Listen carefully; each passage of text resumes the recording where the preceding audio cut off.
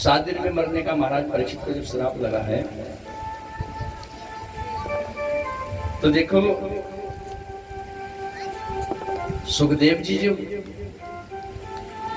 आए, तो आज राजा परीक्षित जी ने बड़ा सुंदर उनका स्वागत किया।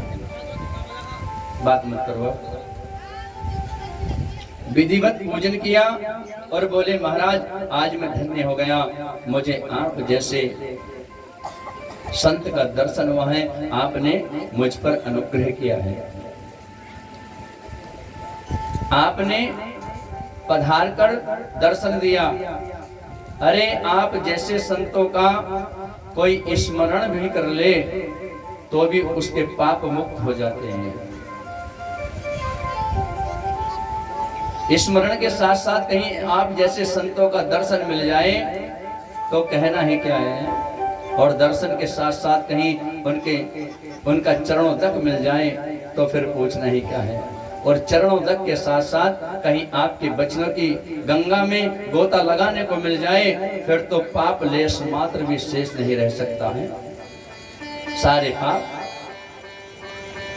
मिट जाते हैं। ये संतों की महिमा बताई है।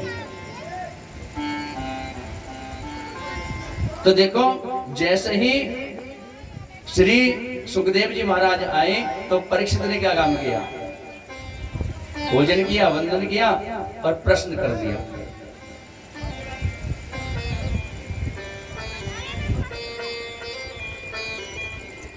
ये शाम संस्मरणात् कोशाम सद्यः शुद्धयन्ति विग्रहम् किम पुनः दर्शन स्पर्श पाद चासन सजीविः अतः पृच्छामि संसिद्धिदं योगिनां परम गुरु पुरुषस्य यत् कार्यं म्रियमाणस्य सर्वथा येषां संस्मरणात् कोशाम सद्यः शुद्धयन्ति वैग्रहाः। परीक्षित जी बोले महाराज मैं धन्य हो गया, लेकिन केवल आपसे यही पूछना चाहता हूं, यही प्रश्न करना चाहता हूं कि क्या म्रियमाणस्य किम कर्तव्यम, हर मरण धर्मात्मा प्राणी का क्या कर्तव्य है, वह कृपा करके मुझे बताइए। जीवन में क्या श्रवणीय है, क्या सुनना चाहिए, क्या स्मरणीय है और कौन भजनीय है, जीव का कर्तव्य क्या है, अकर्तव्य क्या है, इसे जरा विस्तार पूर्वक मुझे सुनाइए। सुखदेव जी महाराज बोले जय हो महाराज। परीक्षित महाराज जय हो। अरे आते हुए मुझे देर नहीं हुई, तुमने तो प्रश्नों की झड़ी लगा दी, इतने सारे प्रश्न पूछ डाले। तो देखो परीक्षित कहते हैं महाराज ये प्रश्न मैंने इसलिए किए हैं, इतने सारे प्रश्न मैंने इसलिए किए हैं क्योंकि आप जैसा जो संत है ना वो ज्यादा देर कहीं ठहरता नहीं है। ज्यादा देर आप जैसा कोई संत है ना वो ठहरता नहीं है। और सुखदेव जी महाराज जी का एक नियम है, अगर कहीं जाते हैं तो वो जितनी देर में गैया का दूध निकलता है ना इतनी देर ठहरते हैं, इससे ज्यादा कहीं रुकते नहीं। तो सुखदेव जी महाराज जी ने एक साथ प्रश्नों की झड़ी इसलिए लगा दी कि इतने सारे प्रश्न कर दूंगा तो सुखदेव जी महाराज जो हैं जाएंगे नहीं, फिर बातें मत करो। तो परीक्षित बोले महाराज मैंने ये प्रश्न इसलिए आपसे किए हैं क्योंकि अब आप इन प्रश्नों का उत्तर दिए बिना नहीं जा सकते, क्योंकि संतों का क्षण और अन्न का कण कभी व्यर्थ नहीं करना चाहिए। संत किसी के बंधे हुए नहीं होते, लेकिन राजा परीक्षित जानते हैं, उन्होंने इसलिए इतने सारे प्रश्न कर दिए। सुखदेव जी महाराज बड़े प्रसन्न हो गए, हो जय हो महाराज, आपकी बैठते हुए आते हुए देर नहीं हुई और इतने सारे प्रश्न कर दिए। तो देखो भैया जीवन में अगर आपके यहाँ पर संत आते हैं तो पता है क्या संतों से क्या कहना चाहिए, क्या बात करनी चाहिए। संत अगर आपके द्वार पर आए तो क्या प्रश्न करने चाहिए संतों से, क्या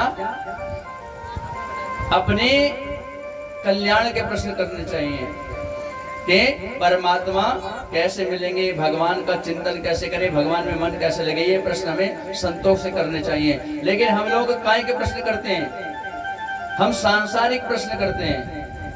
संत अगर आ जाए, पता चल जाए कि महाराज पहुंचे हुए महाराज है थोड़ा, तो बस उनसे और कोई प्रश्न नहीं करेंगे, बस पहुंचेंगे महाराज जी गुरु जी बोले क्या पोता ना है, पोता कैसे हो, उपाय बताओ। 100 साल की अम्मा भी जाके हाथ दिखाएगी, देखो गुरु जी कितना उड़ जाऊंगी जी, अभी उम्र कितनी है, ऐसे ऐसे प्रश्न करते हैं। लेकिन संत कहते हैं अगर संत आ जाए तो संतों से एक प्रश्न करें कि भगवान के चरणों में प्रेम कैसे हो, परमात्मा कैसे मिले।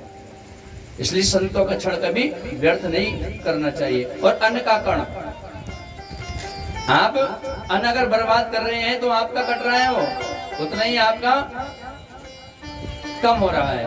और आजकल अन्न कितना बर्बाद हो रहा है आप लोग सब जान रहे हैं।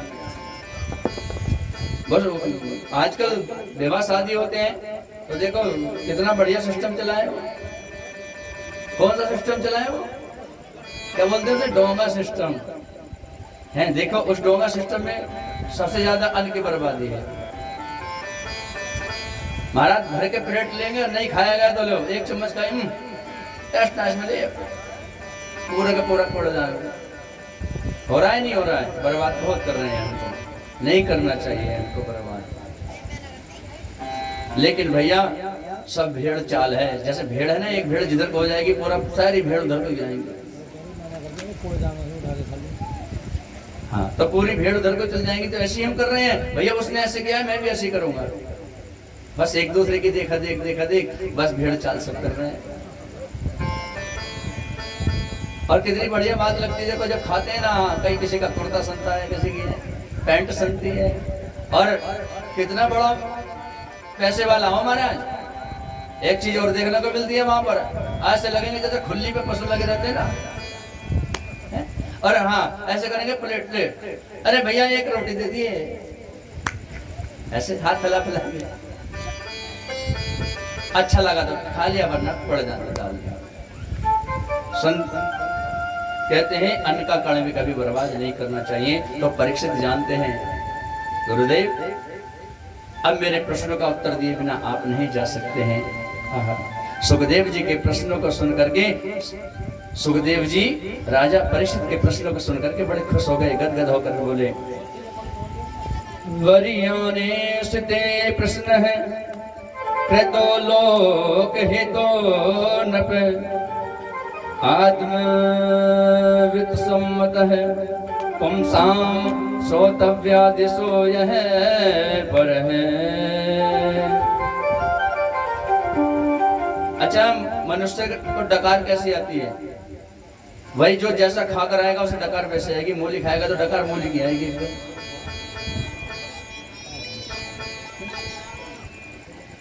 तो इसलिए सुखदेव जी महाराज का जब प्रश्न प्रथम अक्षर मुख से निकला है, वह भी ब्रह्म का ही बीज निकला है। बरियानेश ते प्रश्न। तो आज सुखदेव जी महाराज बोले, परीक्षित ये जो प्रश्न तुमने किया है अपने लिए नहीं किया है, सारे जगत कल्याण के लिए प्रश्न किया है।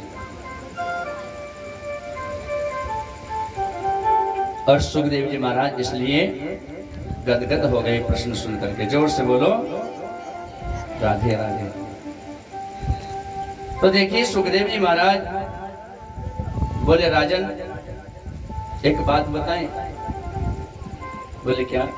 कि मनुष्य को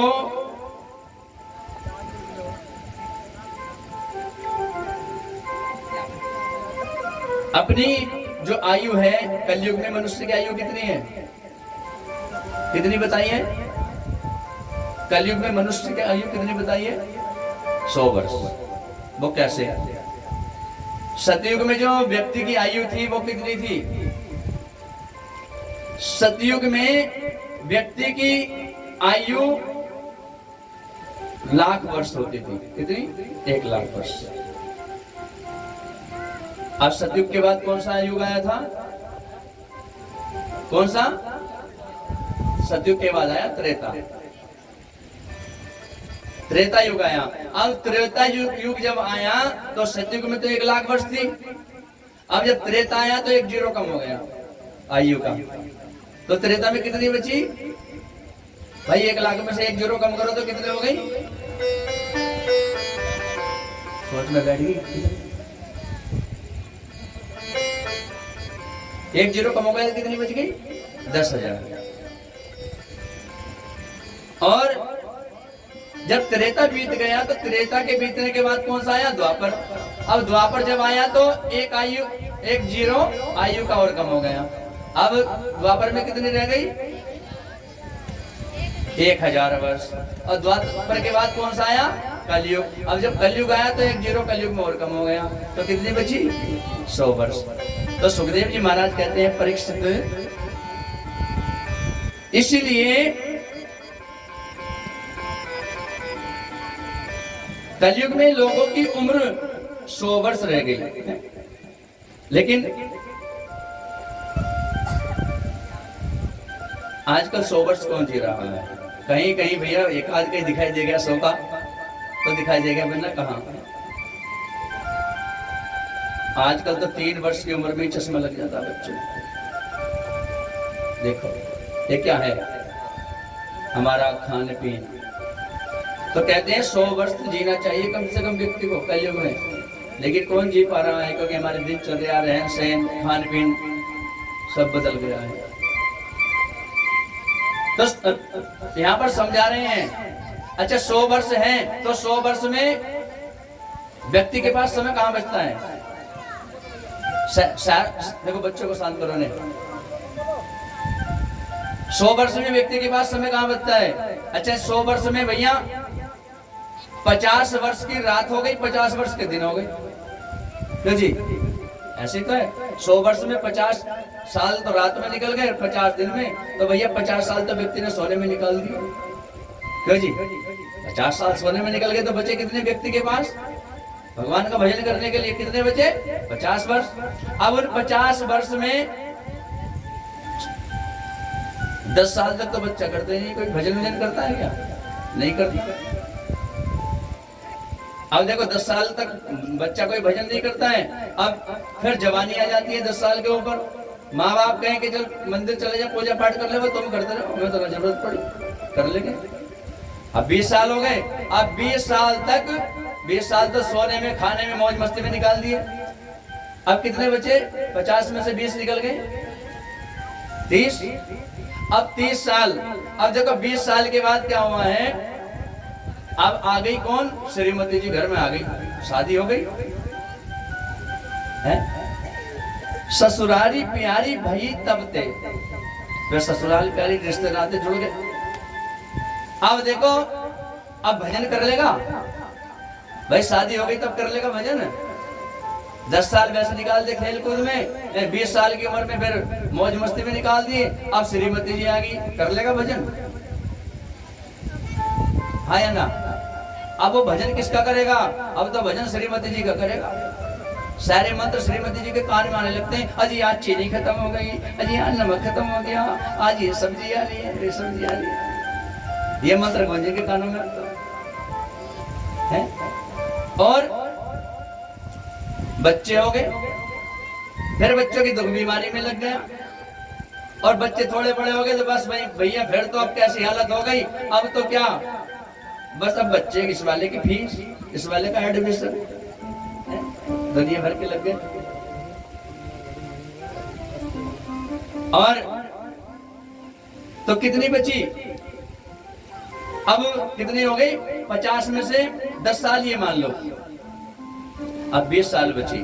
अब देखो 50 और 20 70 साल तो ऐसे गुजर गए, 70-80 साल ऐसे गुजर गए। अब 70 साल की जब आयु गुजर गई तो अब भजन करने की उम्र बच गई आपके पास। अब महाराज दुख बीमारी लग गई, बुढ़ापा आएगी हैं। अब तो बस आंखन से ना दिखे, कानों से ना सुना जावे, कोई कहने को कहे चलो कथा में बैठ लो भैया, महाराज बैठा ना जा रहा, घुटनों में दर्द, बीमारी, बुखार आने लगा, खांसी, फेफड़ों ने काम करना बंद कर दिया, खांसी कर रहा, तो भजन कहाँ कर लेगा व्यक्ति? तो ये 100 साल की आयु ऐसी व्यक्ति निकाल देता है। तो सुखदेव जी ने कहा, राजन, जल्दी मरने वाले व्यक्ति की मुक्ति का एक ही उपाय है, सुन लेना। बोले क्या? तस्मात् भारत सर्वात्मा भगवान ईश्वरो हरि श्रोतव्य है कीर्तिवश्च स्मर्तवश्चेत् छता भयम्। जल्दी मरने वाले व्यक्ति को परीक्षित एक ही काम करना चाहिए। क्या? सुन लेना। श्वास श्वास पर कृष्ण भजी, वृथा श्वास जनी खोई, ना जाने या श्वास के आवन होए न होए। अब हम आपसे कहें क्या कि भैया तो क्या करो, खाली बैठ जाओ, खाली बैठ करके भगवान की माला लो और भजन करना शुरू कर दो, कुछ करो मत, कुछ मत करो, काम धंधा छोड़ दो और भगवान के भजन में लग जाओ। तो अगर हम ऐसे कहेंगे तो महाराज हैं, हम तो चलो भजन में लग जाएंगे, लेकिन रोटी के तुम्हारे घर के सेकेंगे आए कि हमारे लिए? भोजन कौन बनाएगा? हमारे कपड़े कौन धुलेगा? पशुओं को कौन देखेगा? दुनिया भर के कार्य हैं, इन्हें कौन करेगा? अगर माला लेके बैठ गए भजन करने के लिए तो यहाँ पर सुखदेव जी महाराज कह रहे हैं क्या करना चाहिए? श्वास श्वास पर कृष्ण भजी, व्यथा श्वास जनिक होई। अपनी हर सांस जो भगवान ने दी है, ये सांस किससे मिली हुई है हमें? भैया ये सांस जो ले रहे हैं हम किसने दी है? भगवान ने। अब श्वास जो भगवान ने दी है तो भगवान के श्वास भगवान को सौंप दो, तो आपका कल्याण हो जाएगा। दे दोगे सांस भगवान को? अगर भगवान को हम कह रहे हैं अपनी सांस भगवान को दे दो तो दे दोगे? हाँ, सुखदेव जी महाराज कह रहे हैं जब पता चल गया तो जल्दी मरने वाले को और कुछ नहीं, बस अपने श्वास जितनी भी बची हैं वो भगवान के नाम कर दो तो कल्याण हो जाएगा। आप इन सांसों को बेकार मत करो। बोले सांस कैसे, भगवान को कैसे दी जाए सांस?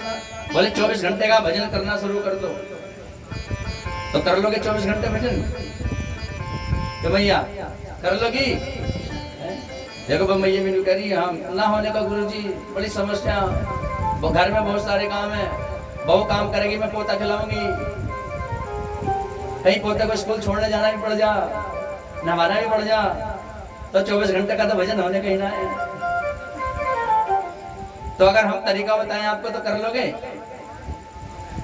भाई 24 घंटे का ना 15-20 घंटे का तो भजन तुम्हें बता के चले जाएंगे, रोज कर लोगे। चाहते हो करना? हाथ उठा के बताओ, चलो जो चाहते हैं। बस बाकी इतने लोग, तुम ना करना चाहते? हाँ, कैसे हंस रहे हैं? नहीं करना चाहते? सुनो देखो, तुम्हें बहुत आसान तरीका बताते हैं भजन करने का। 24 घंटे का भजन भी आप कर सकते हो। करत करत अभ्यास थे जड़मति हो तो सुजा। आप बार बार अभ्यास करोगे तो आप एक दिन आपका 24 घंटे का भजन आप कर लोगे, बहुत साधारण तरीके से, पता भी नहीं चलेगा, भजन हो जाएगा। कैसे? श्वास श्वास पर कृष्ण भजी, अपने श्वास परमात्मा को दो। और कैसे कहते हैं? और तेरी पूजा करते बीते मेरा शाम सवेरा, हर सांस में हो सुमरन तेरा, यूं बीत जाए जीवन मेरा। हर सांस में हो सुमरन तेरा, यूं बीत जाए जीवन मेरा। हर श्वास में हो सुमरन तेरा, यूं बीत जाए जीवन मेरा। हर सांस में हो सुमरन तेरा, यूं बीत जाए जीवन मेरा। और तेरी पूजा करते बीते मेरा शाम सवेरा, हर श्वास में हो सुमरन तेरा, यूं बीत जाए जीवन मेरा। हर सांस में हो सुमिरन तेरा,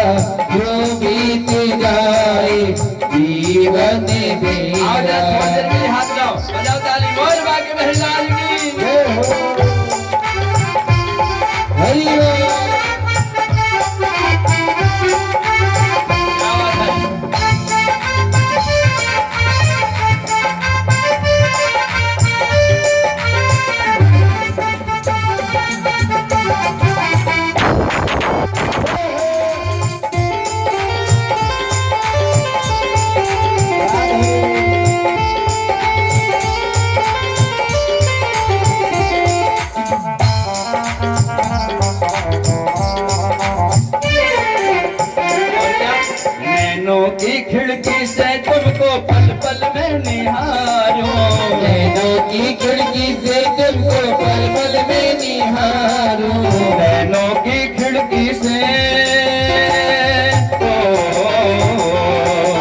नैनों की खिड़की से तुमको पल पल में निहारूं, नैनों की खिड़की से तुमको पल पल में निहारूं, मन में बिठा के तेरी आरती उतारो, मन में बैठा के तेरी आरती उतारो, डाले रहेंगे तेरे चरणों में डेरा, डाले रहेंगे तेरे चरणों में डेरा, यूं बीत जाए जीवन मेरा, यूं बीत जाए जीवन मेरा, ओ तेरी पूजा करते बीते मेरा शाम सवेरा, हर श्वास में हो सुमरन तेरा, यूं बीत जाए जीवन मेरा। श्री राधे।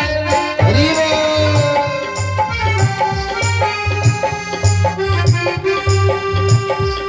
जय हो।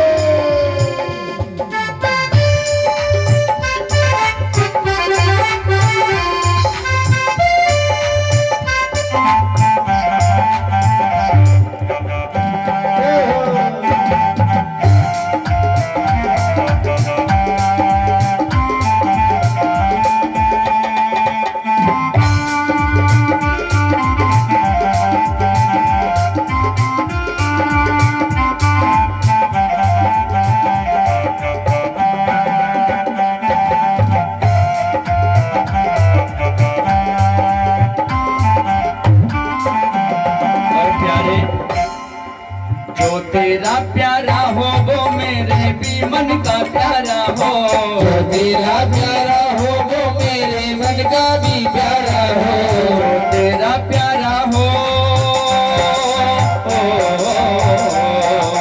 जो तेरा प्यारा हो वो मेरे भी मन का प्यारा हो, जो तेरा प्यारा हो वो मेरे मन का भी प्यारा हो, तेरे सर का ताज मेरी अखियों का तारा हो, तेरे सर का ताज मेरी अखियों का तारा हो, सब में निहारो रूप सुमेरा, सब में निहारो रूप सुनहरा, यूं बीत जाए जीवन मेरा, यूं बीत जाए जीवन मेरा, वो तेरी पूजा करते पीते मेरा शाम सवेरा, हर श्वास में हो स्मरण तेरा, यूं बीत जाए जीवन मेरा, यूं बीत जाए जीवन